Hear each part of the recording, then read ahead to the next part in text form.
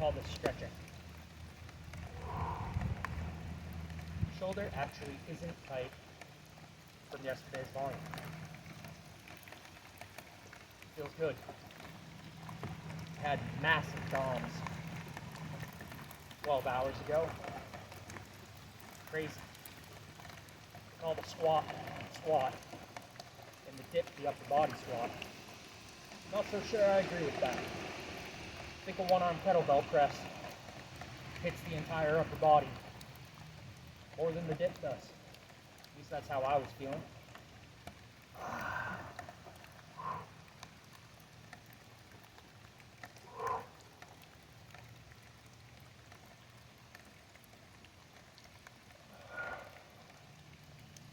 It was actually pretty cool. Last night, not only were my lats, upper back, traps hit, I felt the neck. The neck was sore even. Think about that. My neck was sore from a press.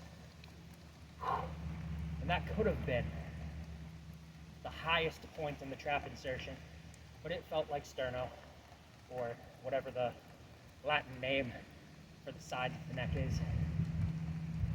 Pretty cool.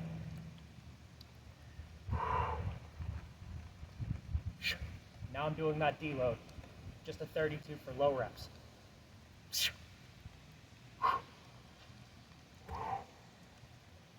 Give my left shoulder a little time to recover. Not be as tight as consistently.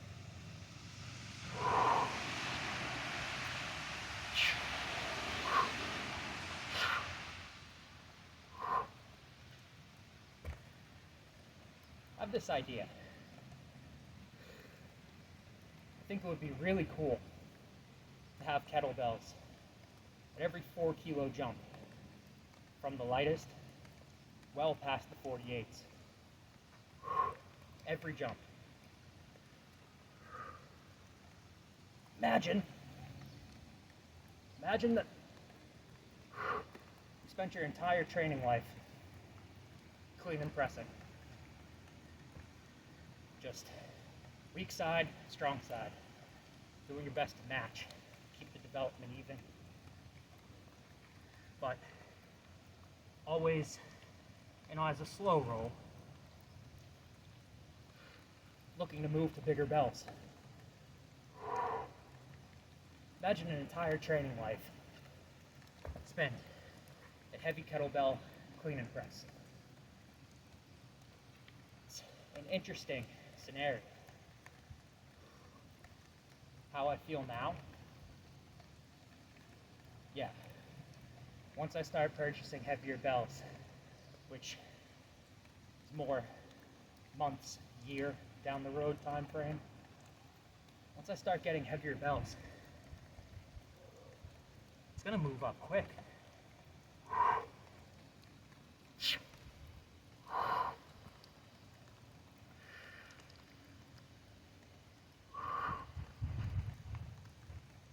See no reason why, as a bigger guy, well over 200 pounds, but under 300, I don't see why I couldn't get to strict 150 pound kettlebell clean and press.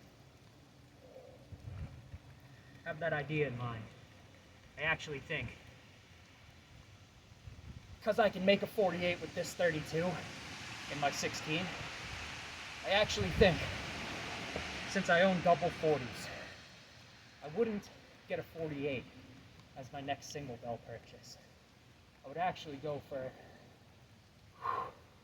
whatever the kilos for 123, 124 is.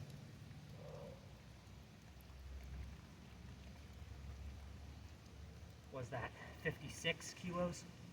Do they make a bell that size? I think they do. Go for that bell. Work on one arm pressing heavier with that, because my philosophy really is just clean and press.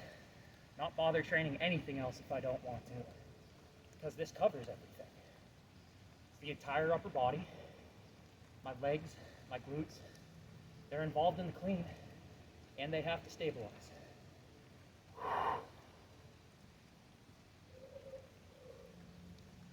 Said this in the last video and might as well do it now, since this is a leg day. Use worse form than necessary. At least for myself, I'll use worse form than necessary. Make it all upper body.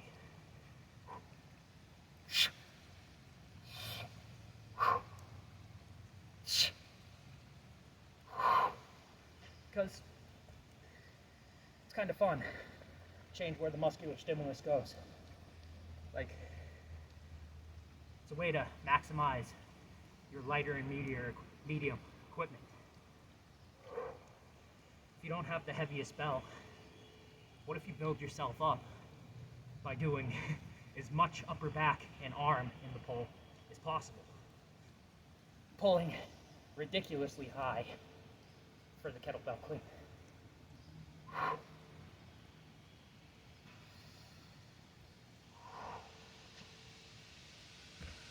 I love this stuff. Nice little ring. This is probably, other than the fact that the ground's wet, I love this temperature. I actually enjoy getting lightly rained on as I train. Because we're in spring in practice, if not in actuality. Get to hear all the birds. It's great.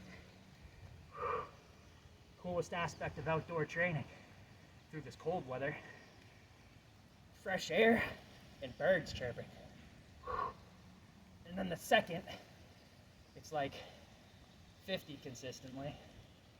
That's when it becomes considered summer and time for the shirtless training to get the vitamin D of the sunlight.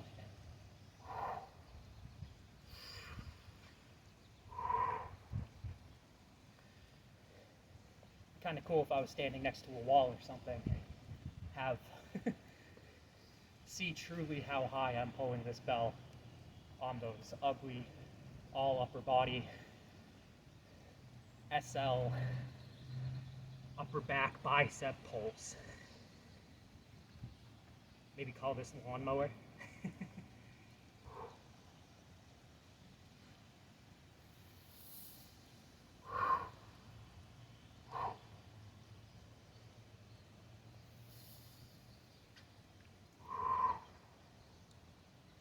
And another thing, I get you don't have easy outdoor access why you would train your kettlebells at home. These things are the perfect logistics. Like, there's no excuse not to use these. They sit somewhere, indoors, outdoors, they just sit. But it staggers me, all the people who play with their kettlebells. Because it's not really training as much as it's play and playful. There isn't a rigid method to this. It's just doing some work, letting the gains come as they come. It surprises me that more people don't take their bells outside. I joked in a comment reply that the fitness commissar doing the whole Soviet Russia shtick. The fitness commissar doesn't like when you lift your kettlebells indoors. Aren't they stamped for outdoor use only? I figure if the story of kettlebells truly is the Girya was a counterweight for grain, means the origin would have been entirely people lifting these outdoors.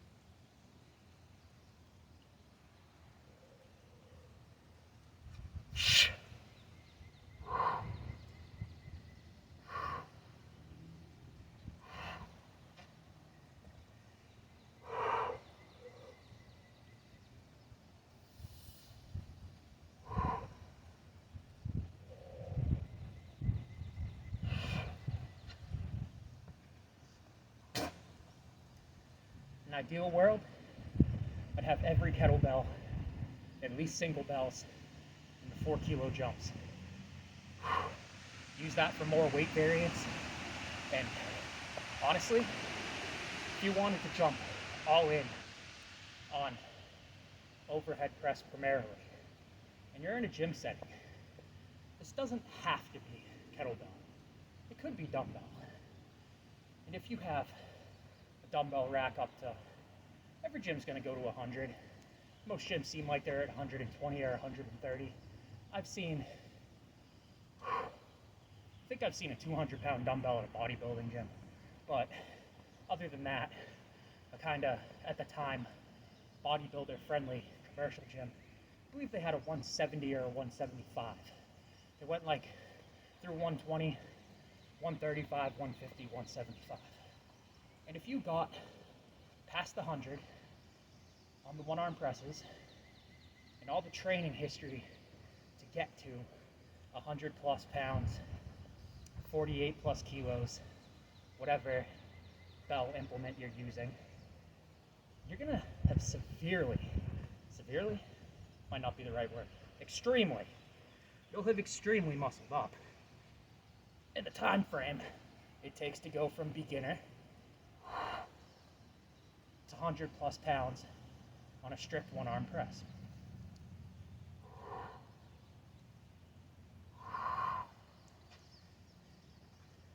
There's a high tendency to overthink lifting, to make something this simple super complicated. No one says just because powerlifting is codified as squat, bench, deadlift, weightlifting is now codified as snatch and jerk. No one says you have to lift the lifts that are competed in. No one says you have to train a lift just because they're officially codified in one of the strength sports. You can pick your own main lifts, and for the everyman, kettlebell is the most simple from a logistical standpoint, assuming you have the money for a bunch of bells to vary the weight some. Barbell is simplest from an economical standpoint. 300-pound weight sets are the most affordable gym equipment for sale is gym equipment. You don't have to squat. Majority of human history, man's strongest didn't load up squats. And again, for the 1000th time, looking at our anatomy, clean and press. Simplest one-stop shop for all your strength building needs.